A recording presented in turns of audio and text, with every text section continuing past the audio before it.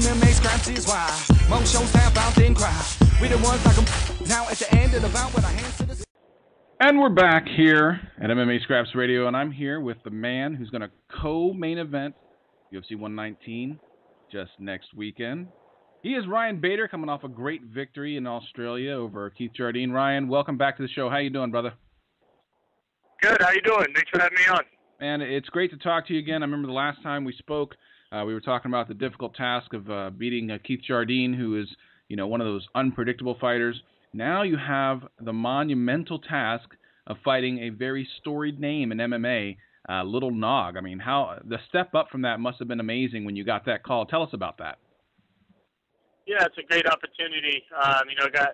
Got done beating Jardine. Had a little surgery on my knuckle, and that healed up really nicely. And then, looking for my next fight, got the call from Joe Silva. And, a lot of the guys are hurt, and a lot of the 205ers, and he threw a name out in Nogueira. And so immediately took that fight. Great opportunity for me. He's where, I want to be right now in the top 5, top 7 type guy in the world. So, I couldn't turn that down. So took that fight, been preparing, and I feel good, and just looking forward to the fight, most definitely.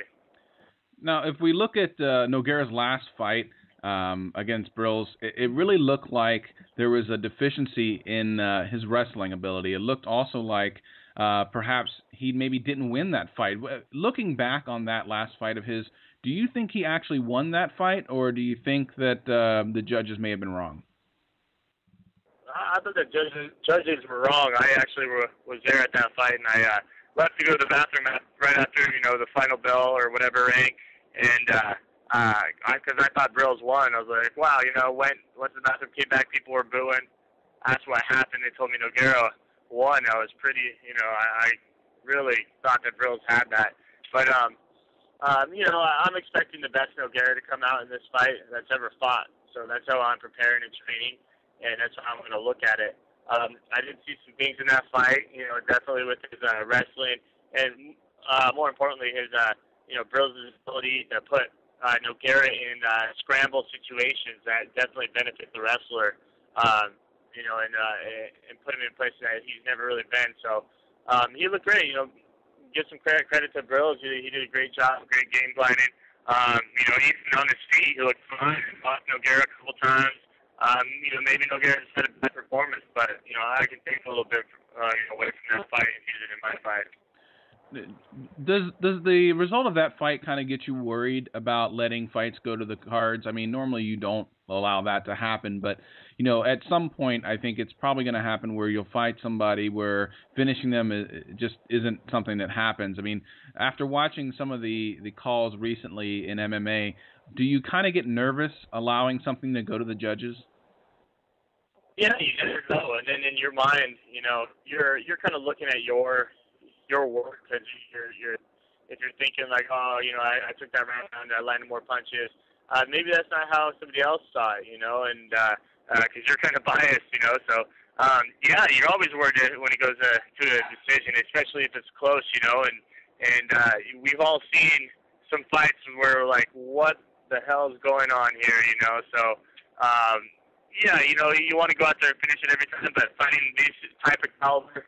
These caliber of guys and getting up there in the rankings, it's only going to get tougher and tougher to finish guys. So you really got to beat them decisively. Obviously I'm going out for the finish every time, but that doesn't happen every time. So I really like to go out there, mix it up, mix up my takedowns with my boxing, and try to get a definite win for sure if I can't stop the guy. I definitely, before we get off the air, I definitely want to get some information for people out there who are in your area who might want to check out the gym. So we'll talk about that here at the end.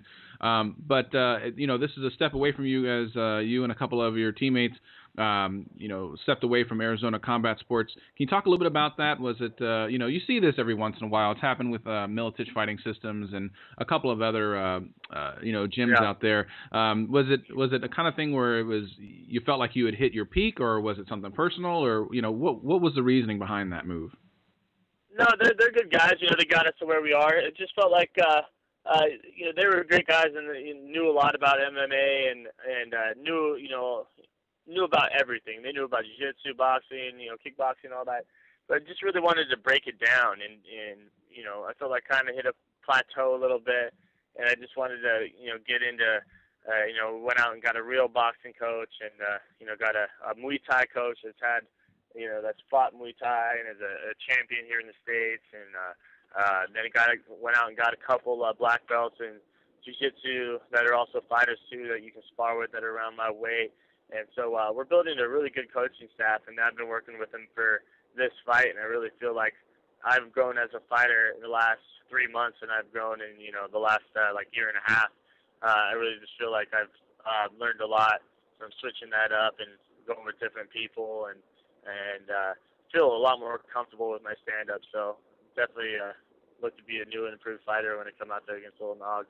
Now, because of your change, I mean, are you a little bit nervous that the change in schools is gonna it's something different for you to go out there and have different people cornering you and stuff? I guess the question is, a lot of fighters I talk to, when they make a change from gyms, it's usually because they find that one guy who can bring it all together, not just the Muay Thai and the wrestling and all that sort of thing, but they have that one guy like a Matt Hume or like a Greg Jackson or something like that. It's a good game planner. Who is that for you?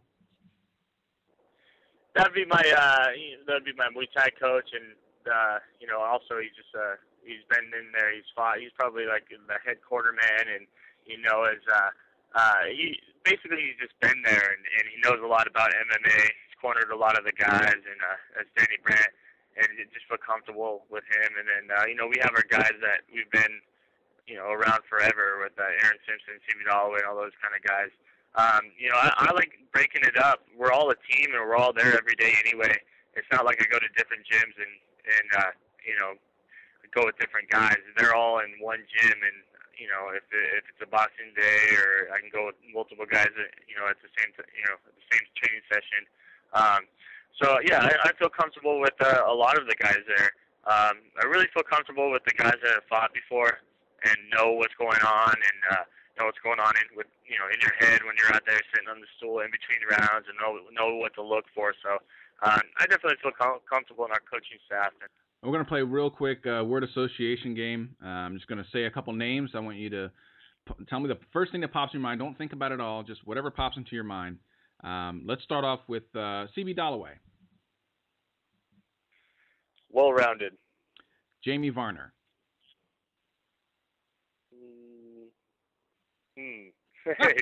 Don't think. I know, but yeah.